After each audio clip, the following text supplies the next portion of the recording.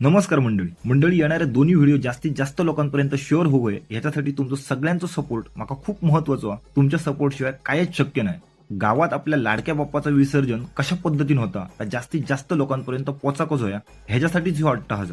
गाडी काढलो आणि निवतेक पोचलो. मंडळी ह्यो आमचं निवती गाव. एका बाजूक डोंगर आणि दुसऱ्या बाजूक समुद्र. समुद्राचा किनारो आणि समुद्रदेव आज जाम भारी आनंदात होते. किनाऱ्यावर उभे असलेल्या भक्तांच्या पायावर लोळण घेणारी लाटा ही समुद्रदेवाक झालेला आनंद सगळ्यांपर्यंत पोहोचली होती. कित्याक माहिती आहे आपल्या सगळ्यांच्या लाडक्या बाप्पाक आज समुद्रदेव आपल्या कुशीत घेणार होतो आणि वर सगळ्यांच्या गणपतीतल्या आनंदाचा शेवटचा दिवस ह्याच किनाऱ्यावर साजरा होणार होतो. निवती गावातल्या मंडळींनी गणरायाच्या विसर्जनाची जी काय गर्दी केलेली ती बघण्यासारखीच होती. सगळेच मूर्ती व्यवस्थित अशा एका रांगेत ठेवून शिस्तीचं महत्व पहिला सगळ्यांका पटवून दिल्यानेच वर सुरक्षिततेच्या दृष्टीने हजर असलेले पोलीस आणि होमगार्ड बांधवांचं काम या भक्तांनी थोडा सोप्याच केल्याने.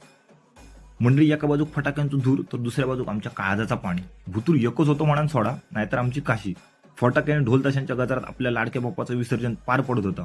हळूहळू दिवस संपत चाललेलो. खोल समुद्रात आपले मच्छीमार बांधव सुखरूप पद्धतीने आपल्या लाडक्या गणू बाप्पाक निरोप आणि दुसऱ्या बाजूक फटाके एकच जाळ आणि धूर काढी होते.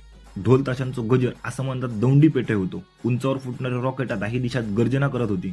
मंडळी सगळ्या जणांनी लाडक्या बाप्पा पुढच्या वर्षी लवकर येऊसाठी मारलेले हाकेचो ह्यो आरंभ होतो. विसर्जन आटपून आम्ही पण आमची थोबडी झळकवली आणि पुढे म्हापणाक पोहोचलो. होय तर भारीच काम केले. गणरायाची जंगी मिरवणूक चालू होती.